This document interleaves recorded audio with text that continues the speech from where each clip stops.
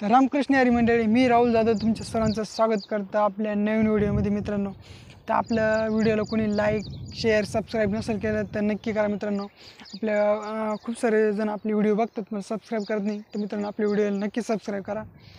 तर कारण की अजून भारी व्हिडिओ मी तुमच्यासाठी घेऊन येणार मित्रांनो. तर आपण आलो आज आपल्या झेंडूच्या शेतात.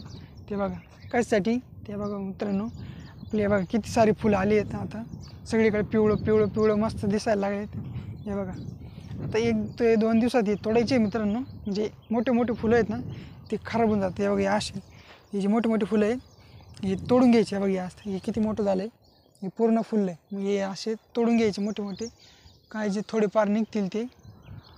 हे बघा, मग जसं तोडणी होईल तशी हे फुलं जास्त वाढत जातील. आणि काल इतका वारा होता तर काही फांद्या अशा मोडून पडल्या. हे बघा दाखवत तुम्हाला,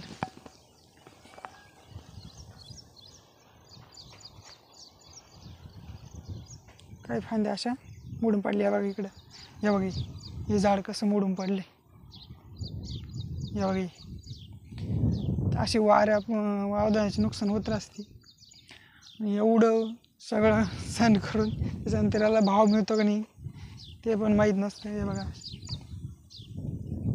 हे झाडं कशी मोडून पडले. तिकडं आहे आपली, इथं तूर टाकली, थोडी जागा होती. आपले झाडं मस्त, इकडचं प्लॉट आहे, त्याला अजून नाही आले फुलं. त्याला ते मग ते लेट लावले होते ना, त्याला अजून 15 ते 20 दिवस लागतील त्याला फुलं यायला. बाकी मग याच्यात आले. आता याच्यात अजून जसे फुलं होतील तसे चालू होते. आणि इकडे थोडी लेट लावली त्याच्यामुळे. मित्रांनो मकाला औषध मारून झालं आहे, त्याचं काही व्हिडिओ घेतला नाही. हे बघा आपली पाठीमागं मका आहे ना घरात आलं. हे बघा तिला औषध मारून घेतलं. तर म्हणलं आता थोडा कंटाळा आला, नारळ पाणी प्यावं. नारळ पाणी म्हणजे मग मी ते गावाला गेले ते, मग त्यांनी पाहुण्याची बोलून नारळ आणले. म्हणलं चला आपण नारळ पाणी पिऊ, अशी शक्ती वाढू. नारळ नारळ इथं पिशवी, हे बघा इथं पिशवी आहे, भरपूर पाणी, नारळ पाणी.